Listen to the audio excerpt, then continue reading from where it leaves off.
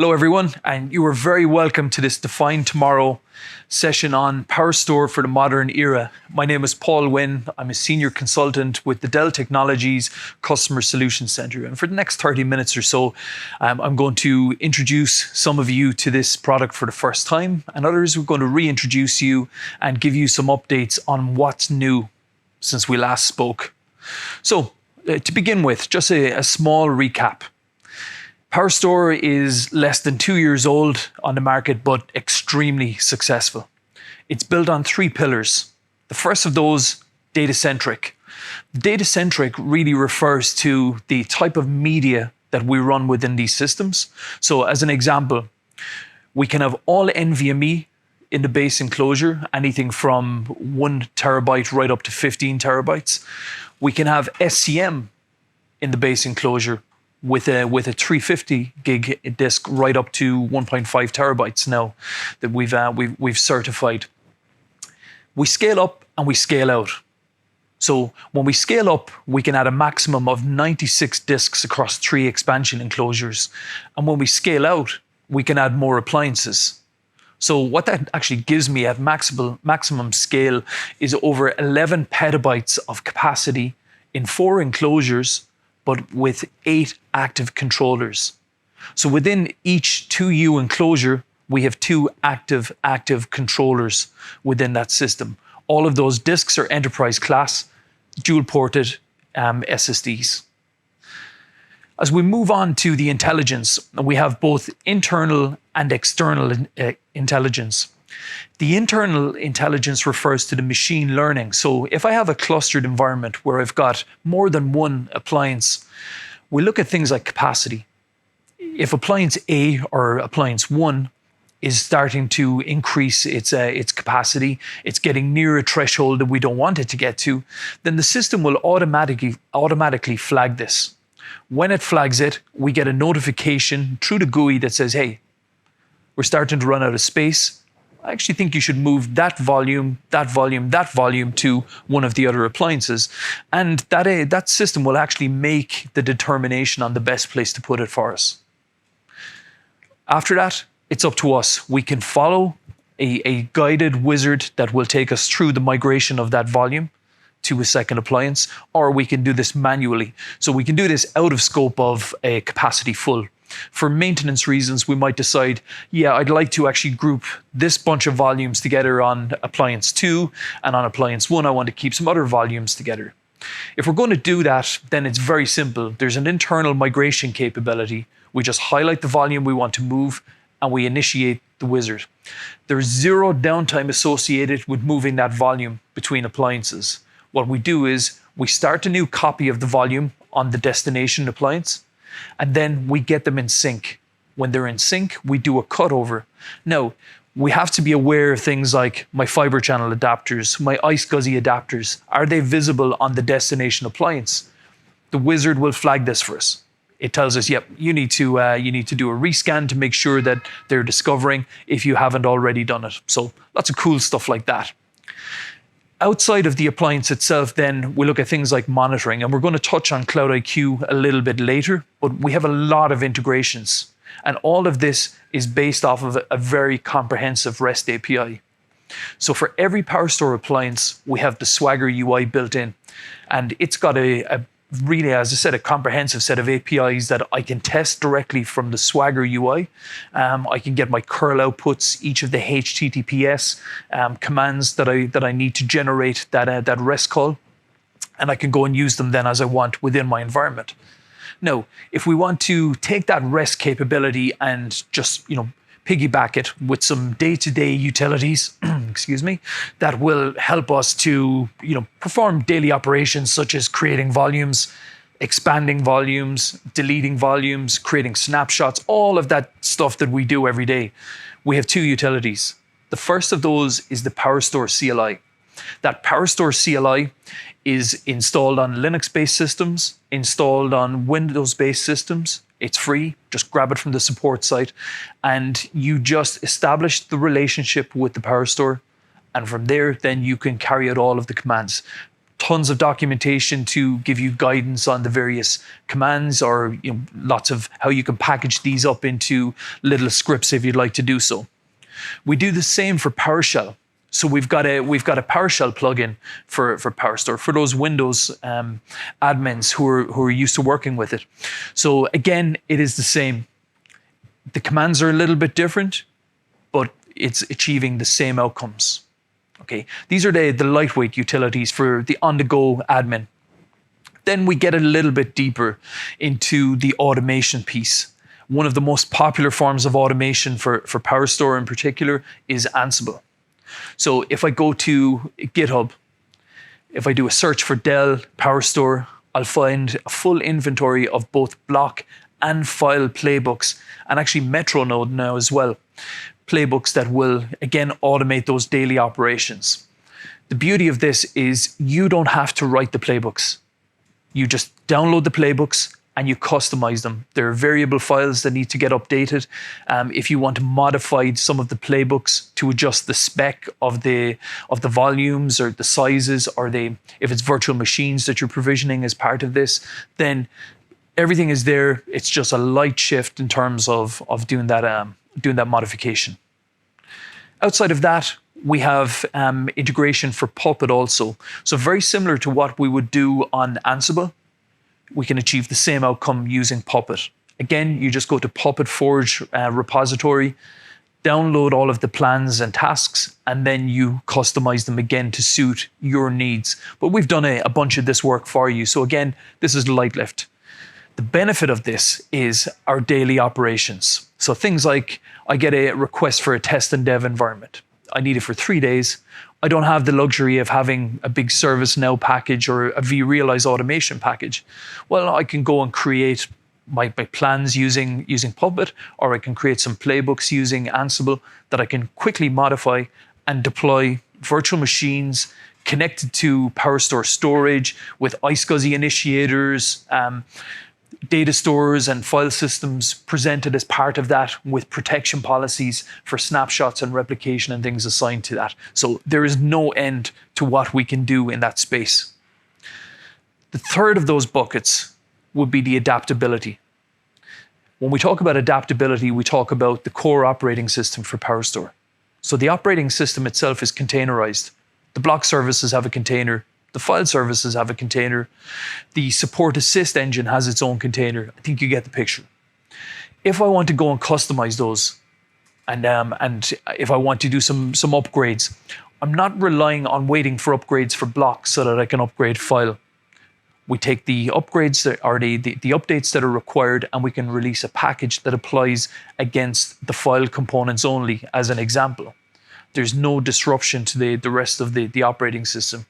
And this makes us very agile. It means that our development teams can get much quicker at getting those updates out, giving you the functionality that you require for your environment.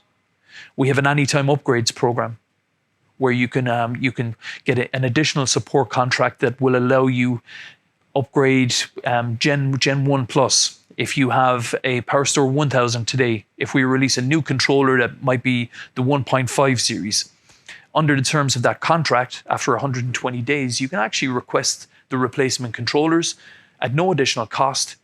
They're installed, non-destructive upgrade. That's it. We've honored our end. You now have a much higher system due to a midlife kicker maybe. Second option there would be a more comprehensive package that will allow you to actually jump models. So staying with the 1000, I buy a 1000 today and decide that 12 months down the line, my business has grown. A 3000 is probably a better fit for me. Well, under the terms of that anytime upgrade program, you can request the controllers for the 3000, do a non-disruptive upgrade, and now you've got your shiny new 3000 system running within your environment. Question though, what about those controllers that you've just taken out, the 1000 controllers? You still own those. So again, under the terms of this contract, we'll give you a credit note for that. We'll give you buy the capacity required and the enclosure, and you've got another system that you can deploy in your environment. So you've now got a 3000 plus you've got a 1000 system that you could deploy at the same site, at a remote site, depending on what you want to do. The choice is yours. Okay, so that's just a quick review of the portfolio. Okay, and that kind of brings us up to the hardware itself. So the appliance, we're familiar with the 1000 through 9000. Lots of capability, starting at 32 cores, 384 gigs of RAM in the 1000, right up to 112 cores and over 2 terabytes of RAM in a 9000 system. Now, on this graphic, we can see that there is a darker shade of blue for the hardware specs. Everything else is in the same color. Reason being is that every feature that we have within that system is fully supported on the 1000 right through the 9000. And actually, we've just introduced with a latest code release a new member of the family, which is the 500T. And this is to accommodate the lower end of mid-range storage. So it is a very cost-effective storage platform. From a hardware perspective, we have a single CPU within each one of these controllers, 24 cores, but 192 gigs of RAM, which is a lot of horsepower. But we still support 25 gig iSCSI, 32 gig Fibre Channel, 16.8, right down through the pack. It's all there. Nvme is supported. SEM is supported, the same as everything else. And it's fully interoperable with the rest of the portfolio. So let's take a closer look at it. The 500 will scale out to 1.2 petabytes. To start one of these systems, all we require are 6 disks in the base enclosure, allowing you to buy what you need now. And then as your environment grows, you can add 1 disk at a time to scale up within that base enclosure. Now, there is no scaling beyond the base enclosure right now, so we don't have the ability to add on an expansion enclosure with disks. Typically, 1 petabyte for a mid-range customer is probably more than adequate anyway. But we do have support for all of those cool features that we've got. So block and file in there, vVols are supported. Nvme over Fibre Channel, which I'm going to speak about a little bit later. SEM, we've got full data reduction. So our data reduction is always on. We've got dedupe and compression. Our compression is offloaded to a Lewisburg chip or the Quick Assist technology from Intel, which is on every one of the nodes or controllers within our systems. Most important here is, if you buy a 500 today, are you siloed? And the answer is no. It is fully interoperable with the rest of the portfolio. Now, we've also, as I just mentioned, we dropped a new code release. So our 2.0 code is out, and it brought the 500 family out to the market, but also big boosts around performance and capability as well. So some of the cool features it brought: Nvme over Fibre Channel. We are going to touch on that. The apps on technology, so enhancements for PowerStore X, we'll touch on that as well. But around the intelligence piece, the data reduction engine was enhanced. And what we've actually found is over our entire install base globally, we're actually beating that 4-to-1 guarantee that we're giving you. We've got dual redundancy for disks within the system. And we've also enabled SCM metadata tiering. So I mentioned earlier, we can have a full base enclosure of SCM disks if we want that ultra low latency, but there are other ways to consume SCM in conjunction with the Nvme technology as well. Okay, so let's take a look at some of these. So Nvme over Fibre Channel. So if we look at how we use Nvme today, within the PowerStore, we're fully populated with Nvme disks in the base enclosure. Using Fibre Channel and the SCSI protocol, we connect to a switch, and in turn, we connect to a host that has got a HBA within that. Now, we're using the SCSI protocol for our transport layer, right? And that new protocol I've just created is, I'm working on a patent for that right now. So what's the difference here? So Nvme over Fibre Channel is your true end-to-end communication over Nvme. So instead of using the SCSI protocol, we use the Nvme protocol.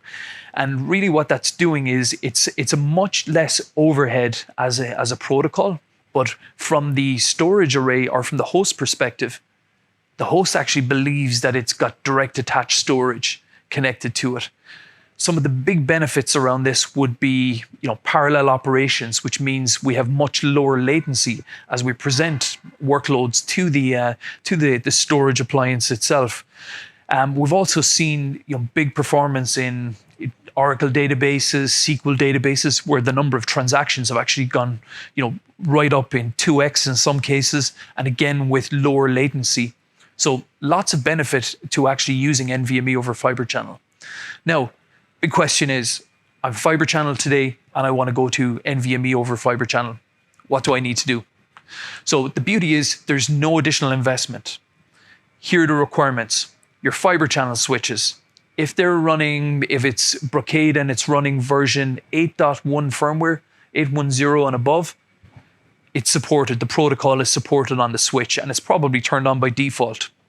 On the host side, we just get our Fibre Channel adapters. If it's a Marvell adapter, the QL2742 and above will support NVMe traffic.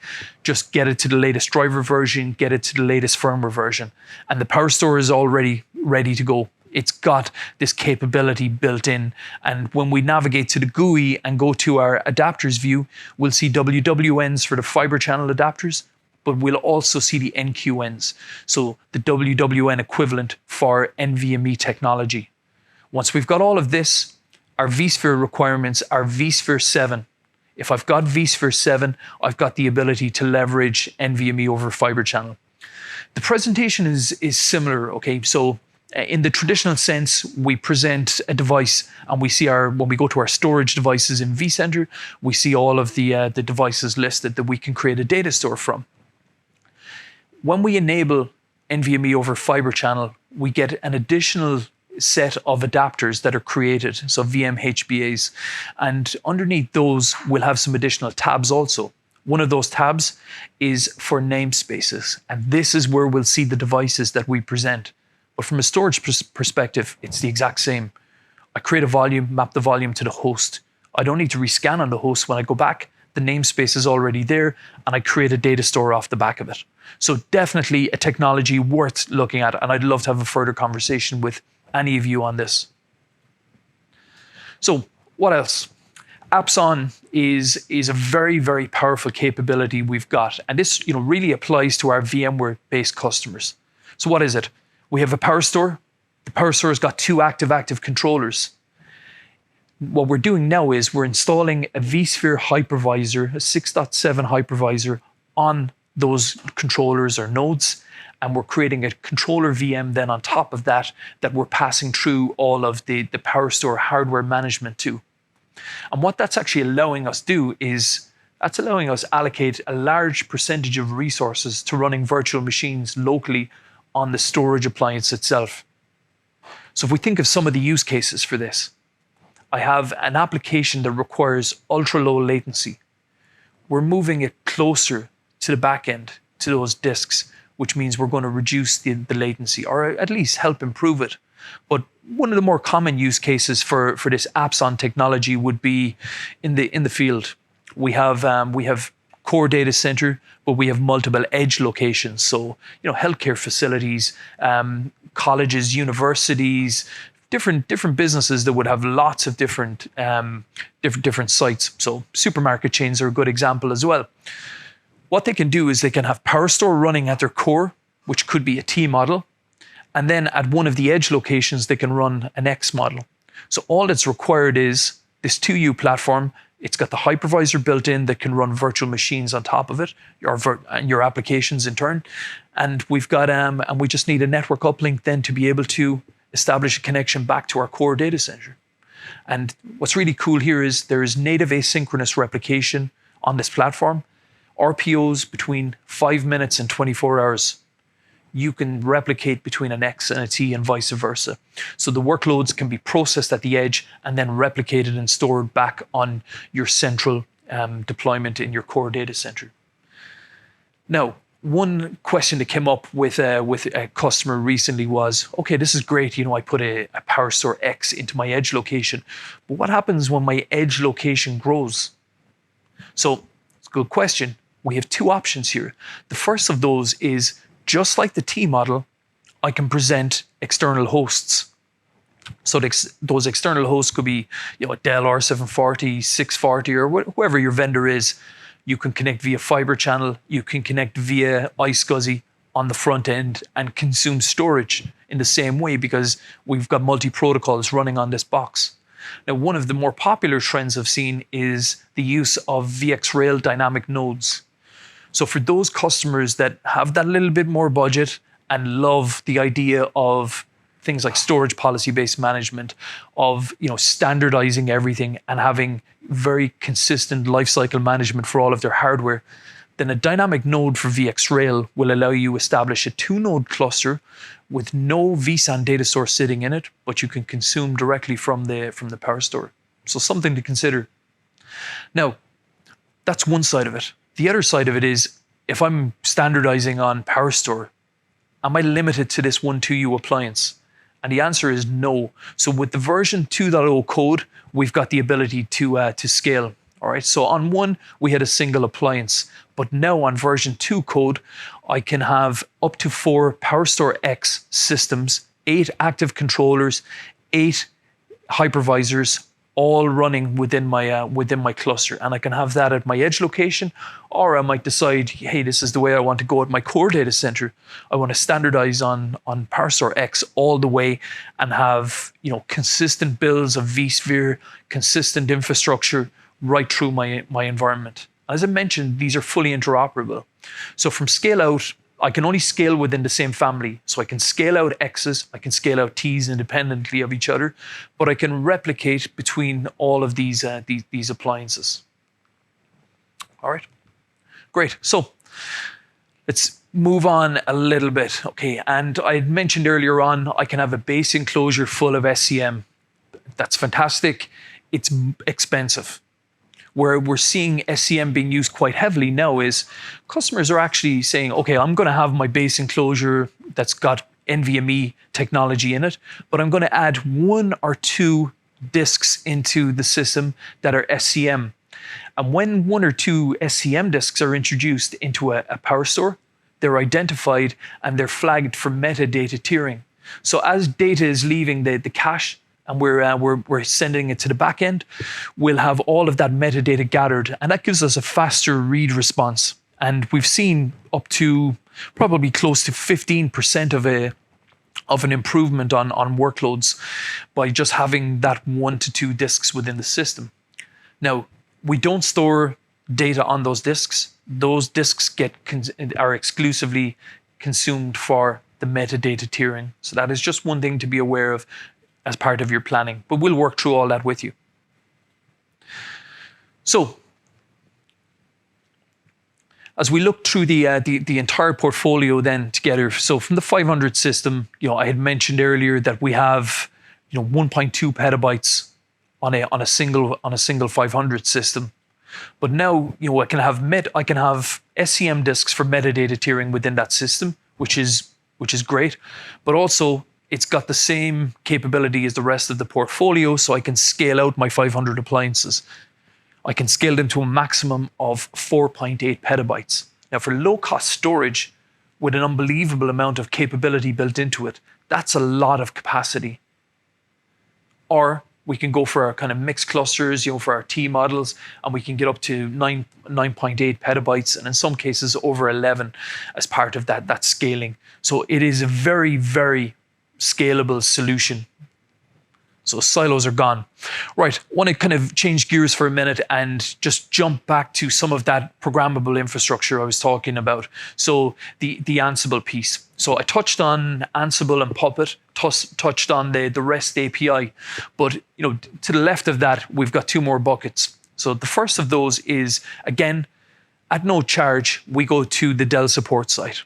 We download the CSI plugin. So if you're a Kubernetes admin and you don't care about everything I've just spoken about for the last few minutes, you just want storage, then the CSI plugin gives you a way to achieve that. What that CSI plugin does is it's installed on the client operating system, so on the Kubernetes cluster, and from there, using your YAML files, you can create new pods, and with persistent storage, consuming whatever size volume you want. You set the permissions to allow you and limitations to be able to consume as much storage as you want within those clusters. So it's something that we're seeing right across our mid-range portfolio at the moment. It was very successful on Unity, and now we're seeing it on PowerStore as well. But by far the most popular is our VMware integration. Market leader. What can I do with that? So we have a few different tools. The first of those is the Vsi plugin. Again, just go to the support site, download the OVA, and pair it up with your vCenter. Once you do so, all of your day-to-day operations, from everything from creating data stores on VMFS, creating NFS data stores, creating vvols on both block and file, can all be done.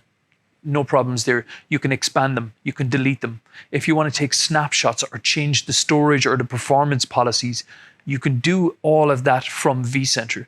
So now you're creating that layer of separation between the storage management and what we can actually do within the vSphere environment.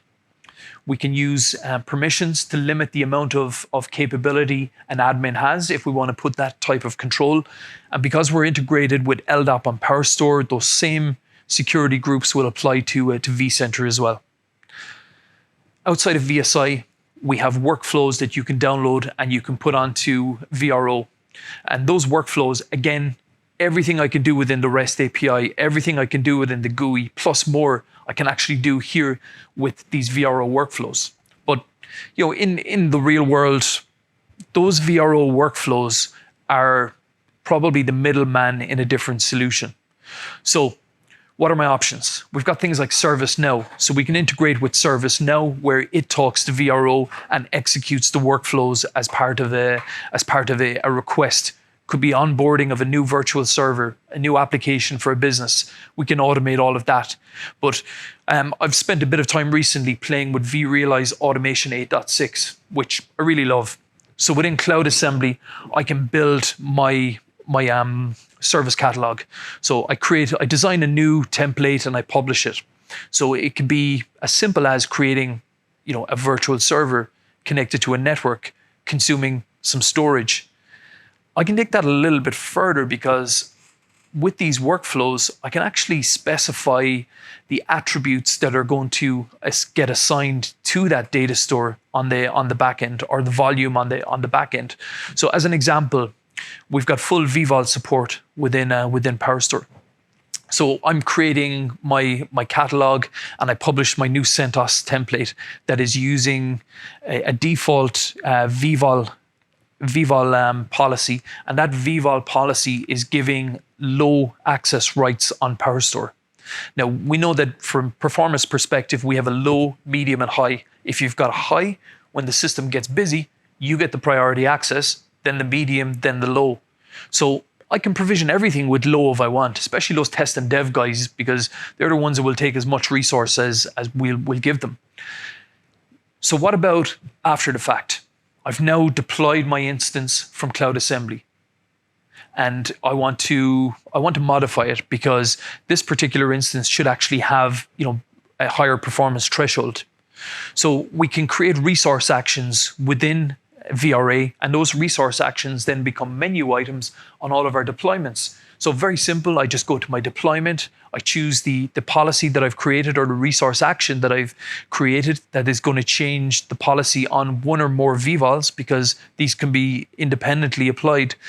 And we just update the deployment and boom, everything is done for us in the background. We don't have to go to vCenter, we don't have to go to the storage, find the vvol and apply the policy. We can do it all through the VRA console. So I like that. I think it's very, very powerful, and it gives me a lot of control over my environment. We've seen very similar with things like vSAN as well, where we might go for the default policy for something, but then we decide, yeah, look, we need to spread this out, protect it over multiple nodes. Let's change that to erasure coding. All of these things we can achieve using things like resource actions within applications like Vrealize Automation. So that's just a touch into some of the DevOps capability, and it is extremely, extremely comprehensive. Now, if we jump back to PowerStore for a moment, and I mentioned we have asynchronous native replication. Now, we also have those customers that require business continuity or continuous availability. So, and through our Metronode solution, we can provide 6 nines of availability. Metronode is based on the vPlex technology. Bidirectional writes, we have a preferred site, we have a secondary site. We've also got a witness that provides a DTO of 0. So the witness is making the decision for us. All the usual caveats apply. 100 kilometers in distance, synchronous replication, 10 gig link, achieving 5 milliseconds or less to ensure that we get the performance we want across this technology. What's really cool about this is I can have a volume that I'm presenting up to Metronode. It's presented as a data store within my vSphere environment, but under the hood, I've got 2 different copies of that, one at site A, one at site B. Now I can also add local mirroring, so I've got further copies at each one of those sites so that I've got even more protection for that volume. We support all the usual topologies, uniform and non-uniform as part of that. Obviously, we have different behavior for virtual machines. In a non-uniform, we're probably looking at a HA restart of a virtual machine, but in a uniform or cross-connect topology, the virtual machine is most likely going to get a slight stun, but there is no impact to that virtual machine. The user probably won't even realize that something has happened. So definitely something worth looking at. And the benefit of this is that synchronous replication that Metronode is using is offloaded from the PowerStore. So we don't have that overhead on the system itself, which means we've got more resources available for our block and file workloads and whatever else we're doing. Now, I also had mentioned earlier Cloud IQ. Cloud IQ is something that is fast gaining my respect because it is becoming more and more comprehensive. So I've just highlighted here in the middle of the screen, some of the monitoring capabilities of this platform. Storage, network, converged appliances, HCI. We've got data protection in there as well, unstructured data, so our PowerScale family. But we've also got things like our Connectrix switches. So if you've got our Connectrix Fibre Channel switches, we'll get a full view of the zones you've created, the fabrics you've created. If there's something wrong with them, we're able to see that within Cloud IQ. So it gives you a very, very nice umbrella view of your entire environment. Now, in addition to this, we've got recent integration with OME. So your OpenManage integrates now with Cloud IQ, so you can forward all the information about the hosts within your environment, the firmware versions they're on, the state, the performance, so much information about those hosts we can forward to Cloud IQ as well, which gives us a lot of capability. Now, we can present hosts, but to truly make this end-to-end, and I love this about the VMware piece, is I can download a data collector, I can deploy that data collector directly into vCenter, and when I do so, I can extract all of the information about my virtual machines. So now within Cloud IQ, if I go to the monitoring tab, I can actually see my virtual machines, my storage fabric, my storage appliance, and my hosts, and get the full end-to-end picture, especially if I'm chasing latency or performance impact on an application. I want to be able to see right through the entire environment, see what's actually going on within that. So very, very powerful. But one of the bigger additions is the inclusion of cybersecurity. So unless you've been living under a rock, you know that cybersecurity is a big area right across every industry today. So what is Cloud IQ doing around cybersecurity? We've introduced a new tab. If you've got PowerStore, if you've got PowerMax, you'll get a health score like this. So we can see here on this example, we have a warning. There are some risks associated with this system. So how do we actually address that? So when we dig a little bit deeper and click into our system, we can see here things like CHAP authentication for iSCSI is not enabled. Maybe that's something we should go and do to make our storage traffic more secure. Things like our NTP sources and any other information, if we're using bad passwords, we'll be able to see that in here. But also one of the things you'll notice is that we have this additional plans view as well within that. And when we look at that plan view, we get a health score to tell us, how secure it is. But we're looking at things like the authentication for NFS as an example. Are we using Kerberos? Do we have any authentication on those NFS mounts? So this will give us guidance on how we can actually go about mitigating those security risks within our environment. The beauty of Cloud IQ, there is zero cost associated with it. Once you've got a valid store or support contract for the entities you want to register with it, then all you do is turn it on. It's a checkbox in your PowerStore. Turn it on and we handle the rest. So it is definitely something that's worth investigating. Okay, we're at the end. So what's the call to action? If you like what you just heard about PowerStore and you want to learn more, just reach out to your Define Tomorrow reps today, or come and find me. I'm more than happy to speak to you. The customer solution centers that I work for are here to help you.